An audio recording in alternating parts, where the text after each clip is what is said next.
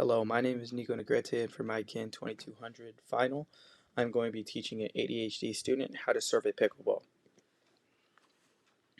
So what this presentation will cover: what is pickleball, what is ADHD, my plan for the student with ADHD to serve the pickleball, and my execution slash conclusion slash my own experiment kind of thing. What is pickleball? So pickleball was invented in 1965 on Bainbridge Island during a summer. The inventors were three dads trying to help their bored kids during the summer play a new game.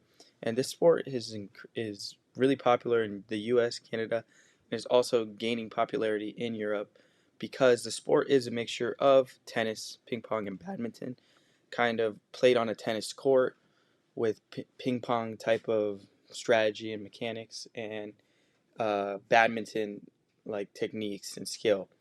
The game can be played at all age groups, which makes it very inclusive, especially for the older community, where it's become more popular because they cannot move as much, so they have to give up on tennis and they could play pickleball.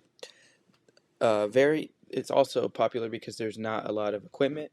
You only need athletic shoes, a pickleball paddle, and a ball, and then you could just find a court. And courts are becoming way more accessible today, as most cities are now creating their own courts. So yeah.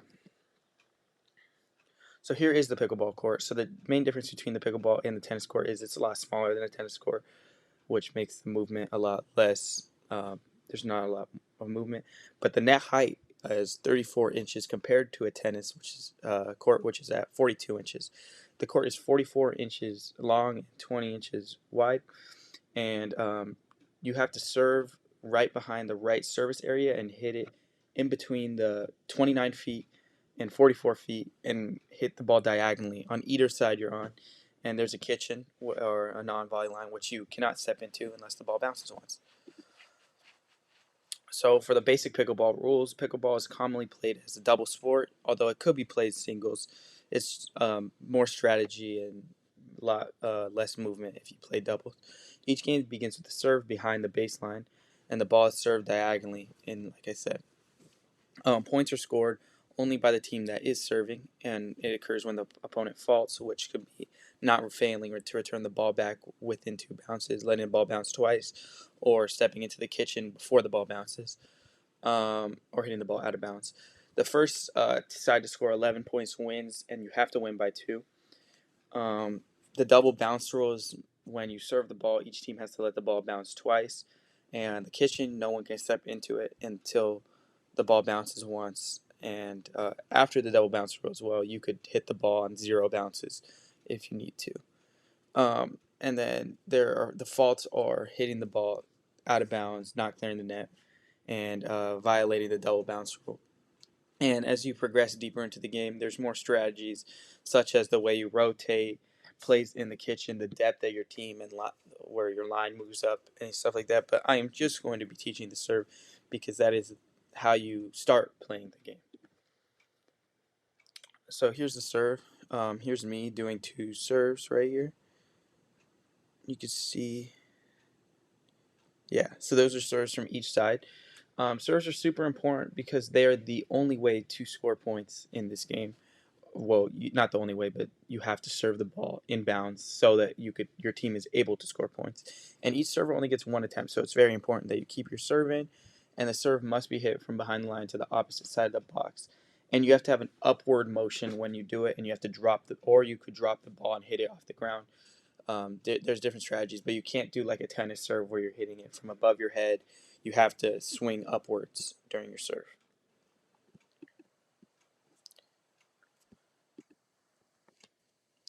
So what is ADHD? ADHD stands for Attention Deficit Hyperactive Disorder, activity disorder, I mean, and it is diagnosed for children, and it lasts until they are adults. Children with ADHD may have trouble paying attention, controlling impulsive behaviors, or being overly active, depending on which of the three types of ADHD they have. I'm going to get into that in my next slide. And it is a common neurodevelopmental disorder, which means it's from your brain development, which means that these children cannot really control having it or not. And it is important to remember that it is a ADHD is a medical condition and is not due to a lack of discipline or laziness. And with proper support, the individuals diagnosed with ADHD will learn how to deal with their symptoms lifelong. So signs and symptoms. So the first type is predominantly inattentive presentation, which means you have a short attention span. You make careless mistakes, difficulty organizing things, losing things, being forgetful, constant task changing, or unable to carry out instructions. So this one is more like they lose focus um, relatively quick and more frequently than someone who doesn't have ADHD.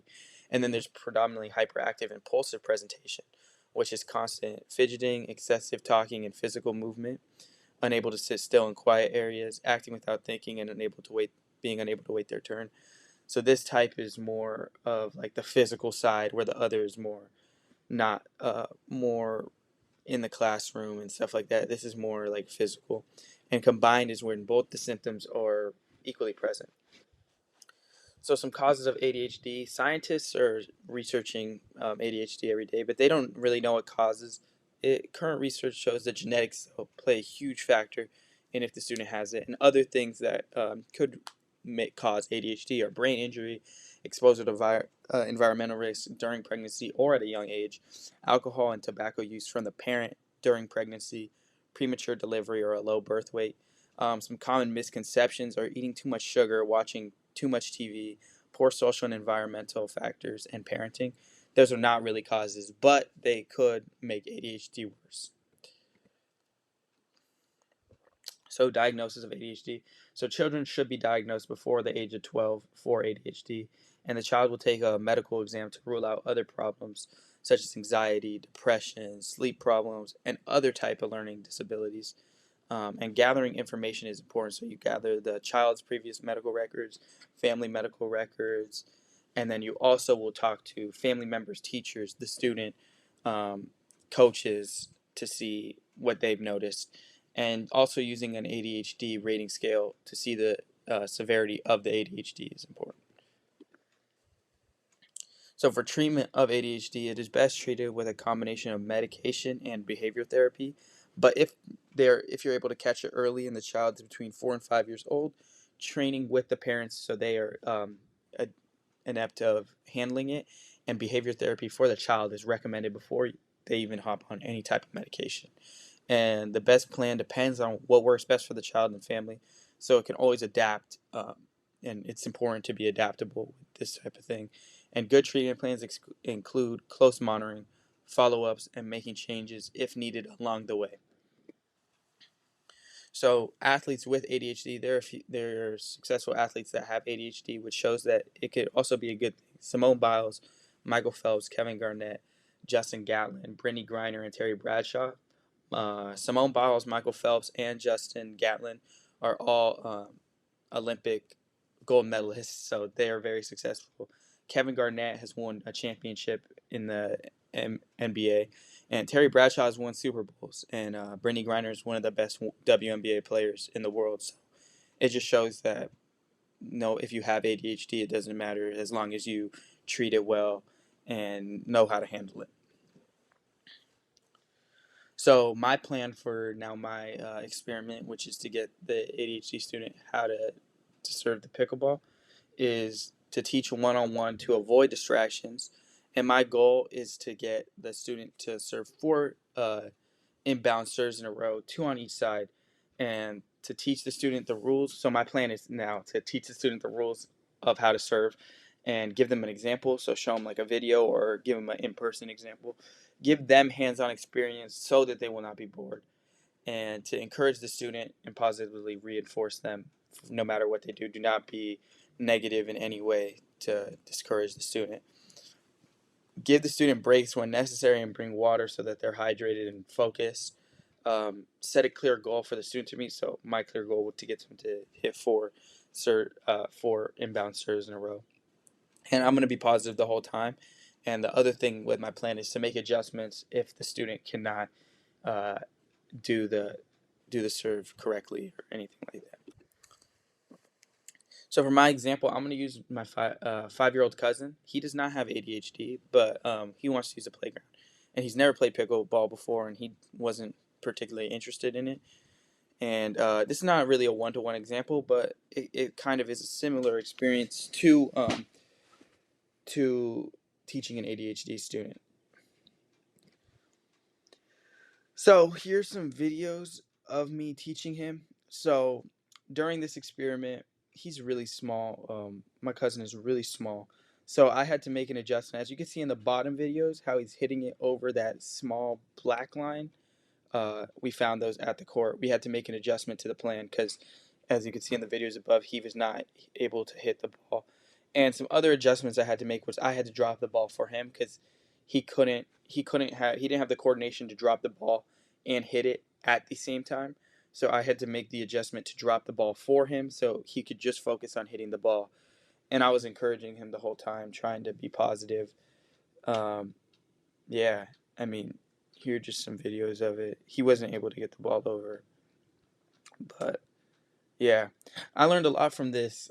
I learned to make adjustments, and you really just got to be patient, and they'll eventually be able to do it. So, my conclusion was it went different than I expected. This case, I mean, if I was dealing with someone who was more a little bit older and more physically developed, I think I could have stuck more to the plan. But I mean, not every time in this type of field it's going to go as expected. And I kind of learned that from my kinesiology 2460 class last semester, where I observed in the MDC, and I learned how to make adjustments to the plan on the fly if the student wasn't responding well. And I learned a lot about ADHD and how to and teaching is super fun for me. Here's my works cited, all the websites I used for this project. And thank you for listening. I appreciate it.